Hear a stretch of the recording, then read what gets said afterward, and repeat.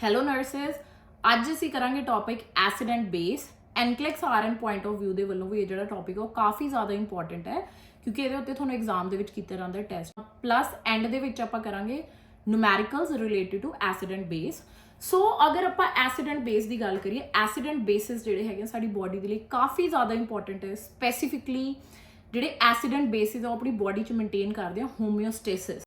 Homeostasis ਕੀ ਹੁੰਦਾ ਹੈ ਕਿ ਜਿਹੜੀ ਸਾਡੀ ਬੋਡੀ ਹੈ ਆਊਟਸਾਈਡ ਬਾਹਰ ਵਾਲੇ এনवायरमेंट ਦੇ ਵਿੱਚ ਜੋ ਮਰਜ਼ੀ ਹੁੰਦਾ ਰਹੇ, ਤੁਹਾਡੀ ਬੋਡੀ ਨੇ ਹੋਮਿਓਸਟੇਸਿਸ ਮੇਨਟੇਨ ਕਰਨੀ ਹੈ ਵਿਦ ਅ ਡਿਫਰੈਂਟ ਮੈਕੈਨਿਜ਼ਮ, ਜਿਹਦੇ ਵਿੱਚੋਂ ਇੱਕ ਮੈਕੈਨਿਜ਼ਮ ਹੈਗਾ ਐਸਿਡ ਐਂਡ ਬੇਸ। ਸੋ ਹੁਣ ਹੋਮਿਓਸਟੇਸਿਸ ਦੀ ਗੱਲ ਕਰਦੇ ਹਾਂ। ਹੋਮਿਓਸਟੇਸਿਸ ਕੀ ਹੁੰਦਾ, right? For example right now I am residing in Canada, right? ਹੁਣ ਵਿੰਟਰਸ ਦੇ ਵਿੱਚ ਟੈਂਪਰੇਚਰ ਹੈਗਾ ਫॉर एग्जांपल -35 ਟੂ -40, ਰਾਈਟ? ਬਾਹਰ ਇੰਨਾ ਟੈਂਪਰੇਚਰ ਹੋਣ ਤੋਂ ਬਾਅਦ ਵੀ ਜਿਹੜਾ ਤੁਹਾਡੀ ਬੋਡੀ ਦਾ ਨਾਰਮਲ ਟੈਂਪਰੇਚਰ ਆ ਉਹ ਹੁੰਦਾ 37 degrees, right?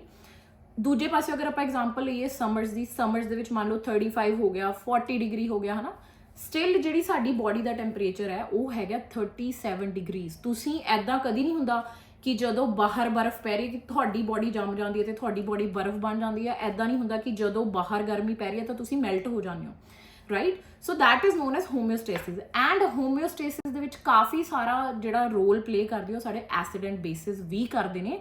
Acid and base ਦੇ ਵਿੱਚ ਆਪਣੇ ਕੋਲੇ ਹੁੰਦਾ pH scale. So here it is, ਠੀਕ ਹੈ? This is a pH scale, ਹੈ ਨਾ? ਜਦੋਂ ਕੋਈ ਵੀ ਚੀਜ਼ ਐਨੀਥਿੰਗ ਇਜ਼ ਲੈਸ ਦੈਨ 7, ਠੀਕ ਹੈ? ਕੋਈ ਵੀ ਚੀਜ਼ ਜਦੋਂ ਲੈਸ ਦੈਨ 7 ਹੋਵੇ ਦੈਟ ਇਜ਼ ਐਸਿਡਿਕ, ਠੀਕ ਹੈ? ਐਂਡ 7 ਇਜ਼ ਨਿਊਟਰਲ, ਠੀਕ ਹੈ? ਨਿਊਟਰਲ ਦਾ ਸਭ ਤੋਂ ਵੱਡਾ ਐਗਜ਼ਾਮਪਲ ਹੈਗਾ ਵਾਟਰ। ਐਂਡ ਜਦੋਂ ਕੋਈ ਵੀ ਚੀਜ਼ 7 ਤੋਂ ਪਲੱਸ ਹੋਵੇ ਦੈਟ ਇਜ਼ ਬੇਸ, ਠੀਕ ਹੈ? till 14, so that is basic, ठीक है? This is the pH of acid and base। ਉਸ ਤੋਂ ਬਾਅਦ moving further ਕਿ ਐਸਿਡ ਨੂੰ ਰਿਪਰੈਜ਼ੈਂਟ ਕਰਦਾ H ਪੋਜ਼ਿਟਿਵ ਆਇਨਸ, ਠੀਕ ਹੈ?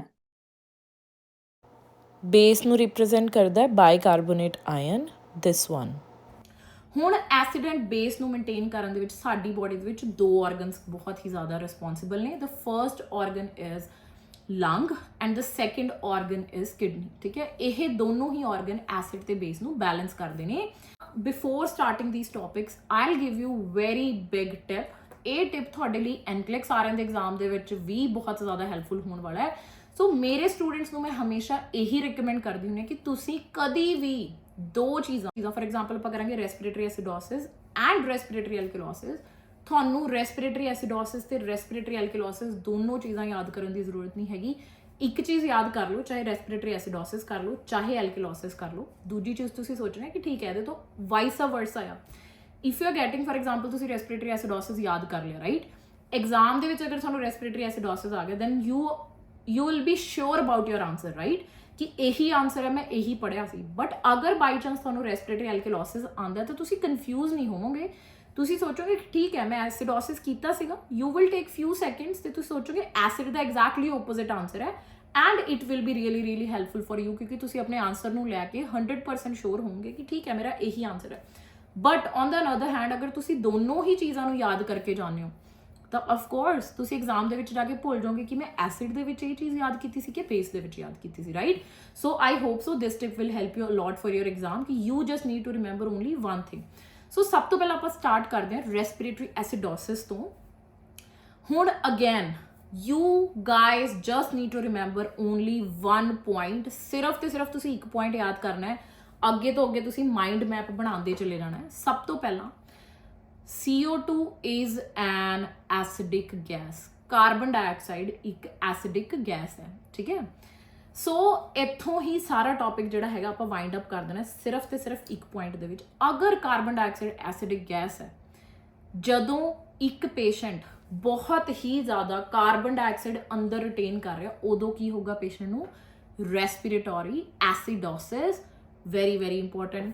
ਹੁਣ ਕਿਹੜੇ ਕੇਸਿਸ ਦੇ ਵਿੱਚ ਸਾਡੀ ਬੋਡੀ ਦੇ ਵਿੱਚ ਬਹੁਤ ਜ਼ਿਆਦਾ ਜਿਹੜੀ ਹੈਗੀ ਆਪਾਂ ਕਾਰਬਨ ਡਾਈਆਕਸਾਈਡ ਰਿਟੇਨ ਕਰਦੇ? ਕਦੋਂ ਰਿਟੇਨ ਕਰੋਗੇ? When you have some respiratory issues. For example ਤੁਸੀਂ ਹਾਈਪੋਵੈਂਟੀਲੇਟ ਕਰ ਰਹੇ ਹੋ। What is hypoventilation? ਕਿ ਤੁਸੀਂ ਡੀਪਲੀ ਬ੍ਰੈਥ ਨਹੀਂ ਲੈ ਰਹੇ ਹੋ, ਥੋੜਾ ਉੱਪਰੋਂ ਸਾਹ ਲੈ ਰਹੇ ਹੋ। ਤਾਂ ਆਪਾਂ ਕਦੋਂ ਉੱਪਰੋਂ ਸਾਹ ਲੈ ਸਕਦੇ? ਲਾਈਕ ਦਿਸ, ਹੈ ਨਾ?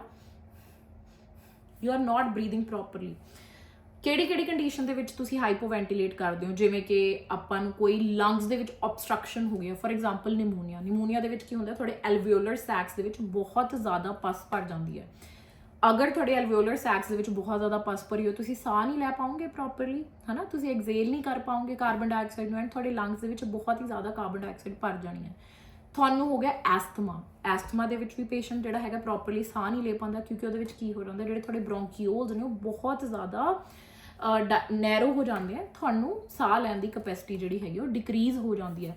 ਦੈਨ ਬ੍ਰੌਂਕਾਈਟਸ ਹੋ ਗਿਆ, ਕਿ ਜਦੋਂ ਤੁਹਾਡੇ ਲੰਗਸ ਦੇ ਵਿੱਚ ਇਨਫਲਾਮੇਸ਼ਨ ਹੋ ਜੇ, ਪਸ ਭਰ ਜੇ, ਉਦੋਂ ਵੀ ਤੁਹਾਡੇ ਲੰਗਸ ਨੈਰੋ ਹੋ ਜਾਂਦੀਆਂ, ਜਿਹੜੀ ਤੁਹਾਡੀ ਵੇਨ ਆ ਬਹੁਤ ਹੀ ਜ਼ਿਆਦਾ ਨੈਰੋ ਹੋ ਜਾਂਦੀ ਹੈ, ਐਂਡ ਤੁਸੀਂ ਪ੍ਰੋਪਰਲੀ ਬਰੀਥ ਜਿਹੜਾ ਹੈਗਾ ਉਹ ਨਹੀਂ ਕਰ ਪਾਉਂਦੇ।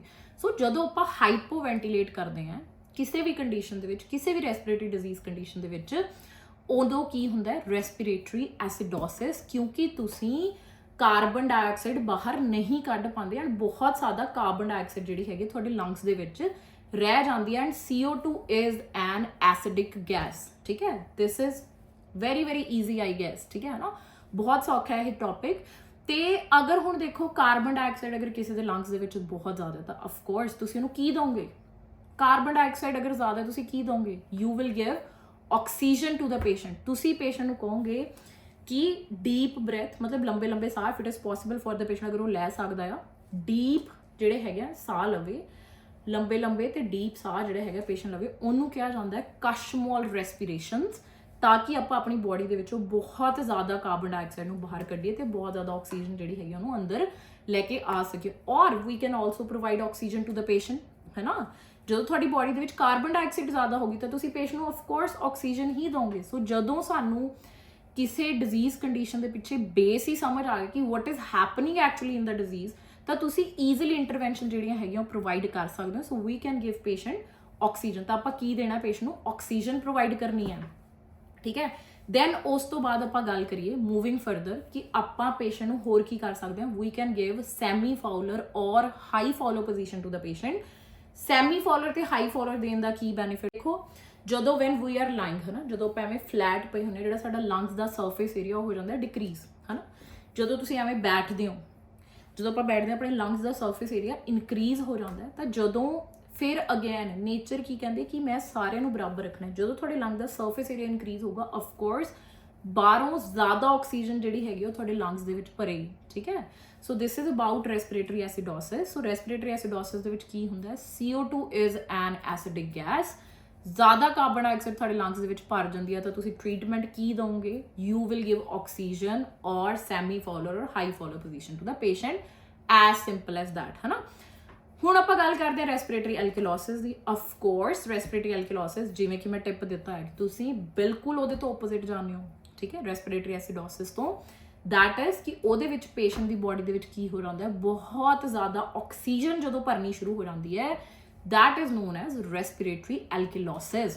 ਹੁਣ ਕਿਹੜੀ ਕੰਡੀਸ਼ਨ ਦੇ ਵਿੱਚ ਤੁਹਾਡੀ ਬੋਡੀ ਦੇ ਵਿੱਚ ਬਹੁਤ ਜ਼ਿਆਦਾ ਆਕਸੀਜਨ ਭਰੂਗੀ, ਜਦੋਂ ਤੁਸੀਂ ਹਾਈਪਰ ਵੈਂਟੀਲੇਟ ਕਰੋਗੇ, ਜਦੋਂ ਤੁਸੀਂ ਜ਼ਿਆਦਾ ਆਕਸੀਜਨ ਇਨਸਾਈਡ ਆਪਣੀ ਬੋਡੀ ਦੇ ਲੈ ਕੇ ਜਾਓਗੇ, ਉਦੋਂ ਤੁਹਾਡੀ ਬੋਡੀ ਦੇ ਵਿੱਚ ਕੀ ਹੋਊਗਾ, ਰੈਸਪੀਰੇਟਰੀ ਐਲਕੀਲੋਸਿਸ। ਹੁਣ ਕਿਹੜੀ ਕੰਡੀਸ਼ਨ ਦੇ ਵਿੱਚ ਤੁਸੀਂ ਹਾਈਪਰ ਵੈਂਟੀਲੇਟ ਕਰਦੇ ਹੋ, ਸਭ ਤੋਂ ਪਹਿਲਾਂ ਤਾਂ ਮੰਨ ਲਓ ਕੋਈ ਪੇਸ਼ੈਂਟ ਵੈਂਟੀਲੇਟਰ ਤੇ ਸੀਗਾ, ਤੁਸੀਂ ਹੀ ਜ਼ਿਆਦਾ ਪੇਸ਼ੈਂਟ ਨੂੰ ਵੈਂਟੀਲੇਟ ਕਰਤਾ, ਉਦੋਂ ਪੇਸ਼ੈਂਟ ਨੂੰ ਰੈਸਪੀਰੇਟਰੀ ਐਲਕੀਲੋਸਿਸ ਹੋ ਸਕਦਾ ਹੈ। ਸੈਕੰਡਲੀ ਤੁਹਾਡੀ ਬੋਡੀ ਦੇ ਵਿੱਚ ਕਦੋਂ ਰੈਸਪੀਰੇਟਰੀ ਐਲਕੀਲੋਸਿਸ ਹੋ ਸਕਦਾ ਕਿ ਜਦੋਂ ਕਿਸੇ ਕੰਡੀਸ਼ਨ ਦੇ ਵਿੱਚ ਪੇਸ਼ੈਂਟ ਬਹੁਤ ਜ਼ਿਆਦਾ ਆਕਸੀਜਨ ਲੈ ਰਿਹਾ, ਆਪਾਂ ਕਦੋਂ ਤੇਜ਼ ਸਾਹ ਲੈਂਦੇ ਹਾਂ, when we are under stress, ਜਦੋਂ ਆਪਾਂ ਟੈਨਸ਼ਨ ਦੇ ਵਿੱਚ ਹੁੰਦੇ ਆਪਾਂ ਬਹੁਤ ਡੀਪ ਐਂਡ ਬਹੁਤ ਤੇਜ਼ ਸਾਹ ਲੈਂਦੇ ਹਾਂ, ਹੈ ਨਾ, ਤਾਂ ਉਦੋਂ ਵੀ ਪੇਸ਼ੈਂਟ ਨੇ ਹਾਈਪਰ ਵੈਂਟੀਲੇਟ ਹੋ ਜਾਣਾ, ਉਦੋਂ ਪੇਸ਼ੈਂਟ ਨੂੰ ਕੀ ਹੋ ਜਾਣੀ ਹੈ, ਰੈਸਪੀਰੇਟਰੀ ਐਲਕੀਲੋਸਿਸ। ਪਲੱਸ ਹੋਰ ਕਦੋਂ ਆਪਾਂ ਤੇਜ਼ ਸਾਹ ਲੈਂਦੇ ਹਾਂ, ਜਦੋਂ ਆਪਾਂ ਨੂੰ ਫੀਵਰ ਹੁੰਦਾ ਆ, ਹੈ ਨਾ, ਜਦੋਂ ਆਪਾਂ ਫੀਵਰ ਦੀ ਸਟੇਟ ਦੇ ਵਿੱਚ ਹੁੰਦੇ ਹਾਂ, ਉਦੋਂ ਵੀ ਆਪਾਂ ਤੇਜ਼ ਸਾਹ ਲੈਂਦੇ ਹਾਂ। ਸੋ ਹਾਈਪਰ ਵੈਂਟੀਲੇਸ਼ਨ ਦੇ ਵਿੱਚ ਕੀ ਹੋਊਗਾ, ਤੁਹਾਡੀ ਬੋਡੀ ਦੇ ਵਿੱਚ ਬਹੁਤ ਹੀ ਜ਼ਿਆਦਾ ਆਕਸੀਜਨ ਜਿਹੜੀ ਹੈਗੀ ਆ ਉਹ ਭਰ ਜਾਂਦੀ ਹੈ। ਹੁਣ ਅਗੇਨ ਕਾਮਨ ਸੈਂਸ, ਅਗਰ ਤੁਹਾਨੂੰ ਸਮਝ ਆ ਗਿਆ ਕਿ ਕੋਈ ਡਿਜ਼ੀਜ਼ ਕੰਡੀਸ਼ਨ ਕਿਉਂ ਹੋ ਰਹੀ ਹੈ, you can easily do the solution.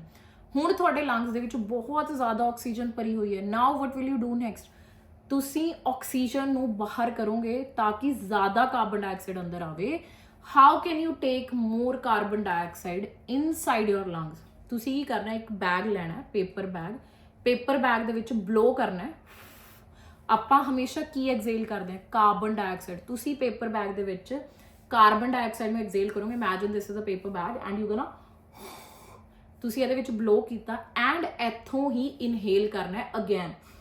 So what you are inhaling inside your lung, that is carbon dioxide। ਜੋ ਤੁਸੀਂ exhale, ਜੋ ਤੁਸੀਂ blow ਕੀਤਾ ਸੀ ਬੈਗ ਦੇ ਵਿੱਚ, ਤੁਸੀਂ ਉਹਨੂੰ ਹੀ inhale ਕਰਨਾ ਹੈ, right? So carbon dioxide is coming inside your lungs, right?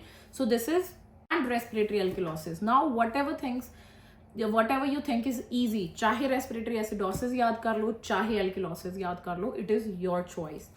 Moving further, ਜਿਵੇਂ ਕਿ ਮੈਂ ਕਿਹਾ ਸੀਗਾ ਕਿ ਆਪਾਂ ਦੋ ਆਪਣੇ ਜਿਹੜੇ ਆਰਗਨਸ ਨੇ ਉਹ ਸਾਡੀ ਬੋਡੀ ਦੇ ਵਿੱਚ ਹੈਲਪ ਕਰਦੇ ਨੇ ਐਸਿਡ ਬੇਸ ਬੈਲੈਂਸ ਨੂੰ ਮੇਨਟੇਨ ਕਰਨ ਦੇ ਵਿੱਚ। ਫਰਸਟ ਵਨ ਇਜ਼ ਯੋਰ ਲੰਗ, ਸੈਕੰਡ ਵਨ ਇਜ਼ ਕਿਡਨੀ। ਹੁਣ ਦੇਖੋ ਤਾਂ ਇਹਦੇ ਵਿੱਚ ਹੁੰਦਾ ਹੈ ਮੈਟਾਬੋਲਿਕ ਐਸਿਡੋਸਿਸ ਐਂਡ ਮੈਟਾਬੋਲਿਕ ਐਲਕਲੋਸਿਸ। ਐਕਚੁਅਲੀ ਇਹਦੇ ਵਿੱਚ ਵੀ ਆਪਾਂ ਸਿਰਫ ਤੇ ਸਿਰਫ, ਜਿਵੇਂ ਮੈਂ ਕਿਹਾ ਪਿੱਛੇ, ਕਿ ਆਪਾਂ ਸਿਰਫ ਇੱਕ ਹੀ ਚੀਜ਼ ਯਾਦ ਕਰਨੀ ਹੈ, ਚਾਹੇ ਐਸਿਡ ਕਰ ਲਓ ਚਾਹੇ ਬੇਸ ਕਰ ਲਓ। Again this topic is very very easy. ਅਗਰ ਆਪਾਂ ਆਪਣੇ GI ਸਿਸਟਮ ਦੀ ਗੱਲ ਕਰੀਏ, ਅਪਰ GI ਟਰੈਕ ਜਿਹੜਾ ਹੁੰਦਾ ਉਹਦੇ ਵਿੱਚ ਹੁੰਦਾ ਐਸਿਡ। ਸਾਰਿਆਂ ਨੂੰ ਪਤਾ ਜਿਹੜਾ ਸਾਡਾ ਐਬਡੋਮਨ ਹੁੰਦਾ, ਐਬਡੋਮਨ ਦੇ ਵਿੱਚ ਕੀ ਭਰਿਆ ਹੁੰਦਾ? ਹਾਈਡਰੋਕਲੋਰਿਕ acid.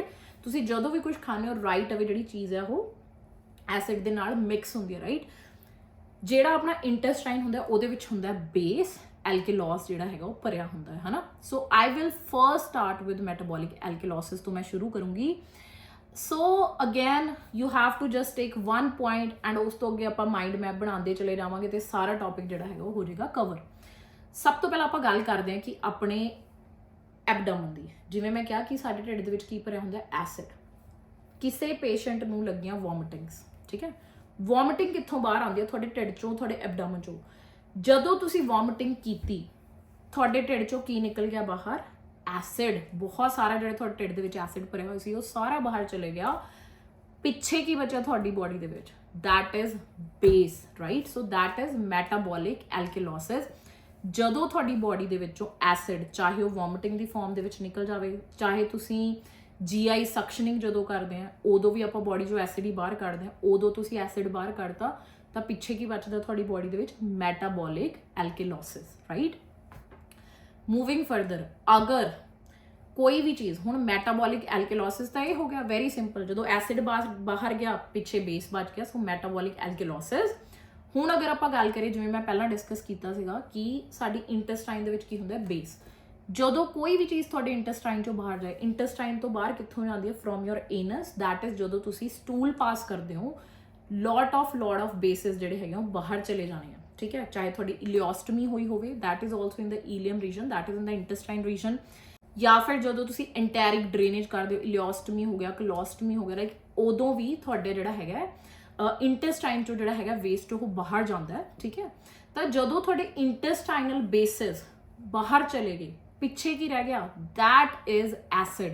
So that is known as metabolic acidosis. ਇਸ ਤੋਂ ਇਲਾਵਾ ਹੋਰ ਕਿਹੜੀ ਕੰਡੀਸ਼ਨ ਦੇ ਵਿੱਚ ਤੁਹਾਨੂੰ ਮੈਟਾਬੋਲਿਕ ਐਸਿਡੋਸਿਸ ਹੁੰਦੀ ਹੈ? That is in diabetic keto acidosis. ਨਾਮ ਹੀ ਇੰਡੀਕੇਟ ਕਰ ਰਿਹਾ, ਜਦੋਂ diabetic keto acidosis. Then again ਇੱਕ ਹੋਰ ਕੰਡੀਸ਼ਨ ਹੁੰਦੀ ਹੈ ਜਿਹਦੇ ਵਿੱਚ ਤੁਹਾਡੀ ਬੋਡੀ ਦੇ ਵਿੱਚ ਜਿਹੜਾ ਹੈਗਾ ਬਹੁਤ ਜ਼ਿਆਦਾ ਮੈਟਾਬੋਲਿਕ ਐਸਿਡੋਸਿਸ ਹੁੰਦੀ ਹੈ, ਜਦੋਂ ਆਪਾਂ ਫੈਟੀ ਫੂਡ ਖਾਂਦੇ ਆ, ਬਹੁਤ ਹੀ ਜ਼ਿਆਦਾ ਫੈਟੀ ਐਂਡ ਹੈਵੀ ਫੂਡ ਖਾਂਦੇ। ਜਦੋਂ ਸਾਡੀ ਬੋਡੀ ਫੈਟ ਨੂੰ ਮੈਟਾਬੋਲਾਈਜ਼ ਕਰਦੀ ਹੈ ਤਾਂ ਫੈਟ ਦਾ ਫਾਰਮੂਲਾ ਹੁੰਦਾ ਹੈ fatty acid plus glycerol. Again fatty acid ਜਿਹੜਾ ਹੈਗਾ ਉਹ ਰਿਲੀਜ਼ ਹੁੰਦਾ ਹੈ। ਇਸੇ ਕਰਕੇ ਤਾਂ ਜਦੋਂ ਆਪਾਂ ਫੈਟੀ ਫੂਡ ਖਾਂਦੇ ਆ ਸਾਨੂੰ ਕੀ ਹੋ ਜਾਂਦਾ? ਐਸਿਡਿਟੀ ਹੋ ਜਾਂਦੀ ਆ ਬਹੁਤ ਜ਼ਿਆਦਾ, right. So now you guys understand the concept ਕਿ ਵੀ ਸਾਡੀ ਬੋਡੀ ਦੇ ਵਿੱਚ ਐਸਿਡਿਟੀ ਕਿੱਦਾਂ ਹੁੰਦੀ ਹੈ? ਬਿਕਾਜ਼ ਆਫ ਦ ਫੈਟ, ਕਿਉਂਕਿ ਫੈਟ ਰਿਲੀਜ਼ ਕਰਦਾ ਫੈਟੀ ਐਸਿਡ ਪਲੱਸ ਗਲਿਸਰੋਲ, ਰਾਈਟ। ਸੋ ਹੁਣ ਇਹਦੇ ਵਿੱਚੋਂ ਵੀ ਚਾਹੇ ਤੁਸੀਂ ਮੈਟਾਬੋਲਿਕ ਐਸਿਡੋਸਿਸ ਯਾਦ ਕਰ ਲਓ, ਚਾਹੇ ਤੁਸੀਂ ਮੈਟਾਬੋਲਿਕ ਐਲਕਲੋਸਿਸ ਯਾਦ ਕਰ ਲਓ। ਆਈ ਹੋਪ ਸੋ ਦਿਸ ਟੌਪਿਕ ਵਾਜ਼ ਰੀਅਲੀ ਈਜ਼ੀ। ਆਪਾਂ ਇਹਨੂੰ ਥੋੜਾ ਜਿਹਾ ਹੁਣ ਰਿਵਾਈਜ਼ ਵੀ ਕਰਦੇ ਹਾਂ ਕਿ ਇਹ ਟੌਪਿਕ ਜਿਹੜਾ ਹੈਗਾ ਕਿਵੇਂ ਹੁੰਦਾ ਆ। ਮੂਵਿੰਗ ਫਰਦਰ, ਹੁਣ ਆਪਾਂ ਕਰਾਂਗੇ ਇੱਕ ਬੜਾ ਬੇਸਿਕ ਜਿਹਾ numerical. I tell you the trick ਕਿ ਆਪਾਂ ਇਹ ਨੂਮੈਰੀਕਲ ਜਿਹੜਾ ਹੈਗਾ ਕਿੱਦਾਂ ਸੋਲਵ ਕਰਨਾ ਆ। So let's start doing it. Let's start with pH of our blood. ठीक है, that is equals to 7.35 to 7.45.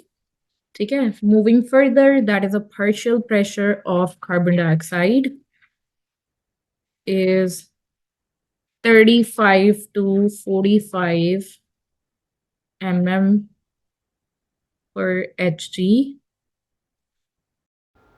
Moving further, bicarbonate that is equals to 22 to 28 MEQ per liter, right? MEQ per liter. Perfect. So these are the values which we really needed for the numerical. Okay ਥੋੜਾ easy method ਕਰਦੇ ਹਾਂ ਤੁਹਾਨੂੰ ਕਿੱਦਾਂ ਯਾਦ ਹੋਊਗਾ ਸੋ ਤੁਸੀਂ ਕੀ ਕਰਨਾ ਹੈ 7.35 to 7.45 is the normal pH of blood ਤਾਂ ਤੁਸੀਂ ਇੱਥੋਂ ਅੱਗੋਂ 7 ਜਿਹੜਾ ਹੈਗਾ ਉਹਨੂੰ ਕੱਟ ਕਰ ਦਿਓ ਠੀਕ ਹੈ ਸੋ ਨਾਓ ਕਿੰਨੀ ਆ ਗਈ ਤੁਹਾਡੇ ਕੋਲੇ partial pressure of carbon dioxide that is this 35 to this 45 right ਹੁਣ ਅਗਰ ਆਪਾਂ ਬਾਈਕਾਰਬੋਨੇਟ ਦੀ ਗੱਲ ਕਰੀਏ so this is 22 to 28 right so this is 2 plus 2 plus 2 plus 2 कितनी बारी होगा 2 2 2 2 2 is equals to 8 so this is 22 to 28 MEQ per liter right ਹੁਣ ਇੱਕ ਚੀਜ਼ ਨਾ ਬੜੀ ਇੰਪੋਰਟੈਂਟ ਹੈ ਜਿਹੜੀ ਤੁਹਾਨੂੰ ਯਾਦ ਹੋਣੀ ਚਾਹੀਦੀ it will help you a lot in numericals so ਸਭ ਤੋਂ ਪਹਿਲਾਂ ਜਿਹੜਾ partial pressure of carbon dioxide ਹੈ this is a respiratory indicator पता ही है कार्बन डाइऑक्साइड की रिप्रेजेंट करता है respiration so this is a respiratory indicator right respiratory indicator अगर the pH is more than 45 ठीक है अगर पीएच 45 तो उत्ते होगी तो की होगा पेशेंट ਨੂੰ acidosis right acidosis if it is more than 45 like this a normal value तो अगर उत्ते होगी 35 to 45 is the normal one if it is more than 45 it is considered as acidosis अगर 35 तो नीचे होगी तो exactly opposite that is alkalosis and bicarbonate is this one is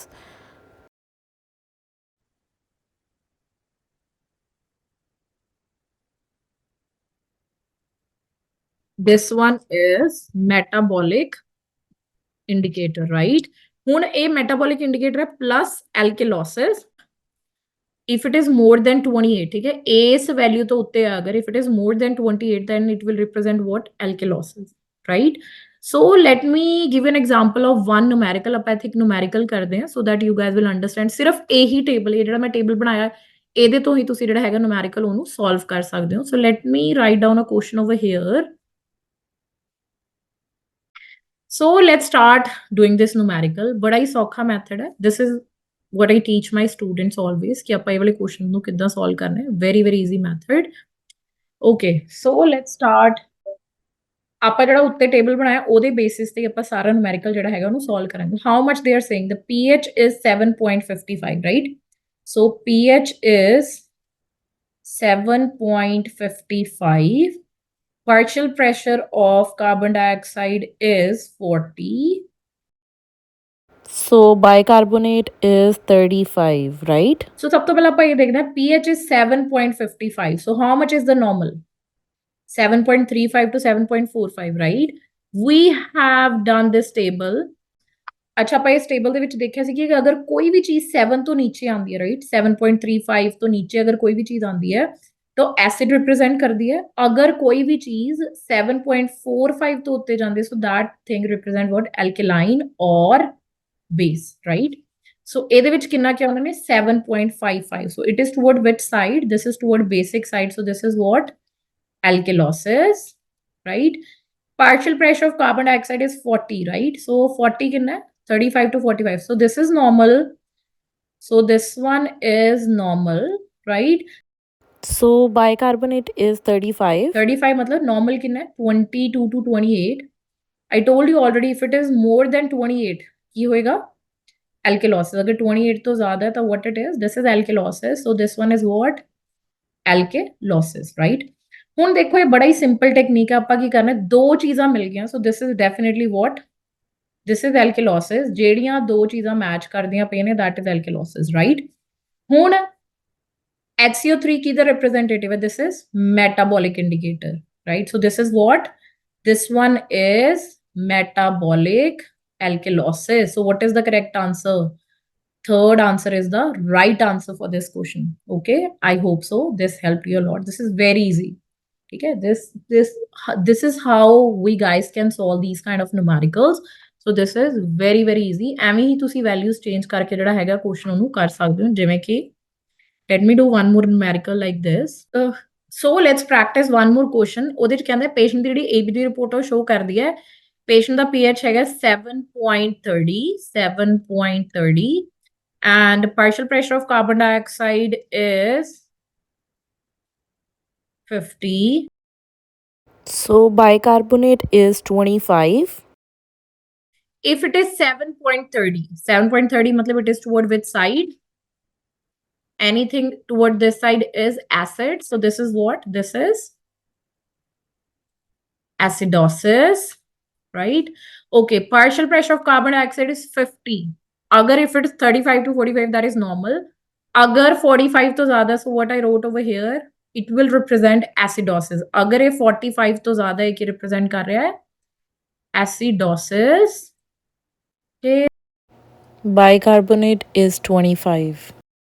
So this is between normal range and this is absolutely normal. So ਕਿਹੜੀਆਂ ਦੋ ਚੀਜ਼ਾਂ ਮਿਲ ਗਈਆਂ?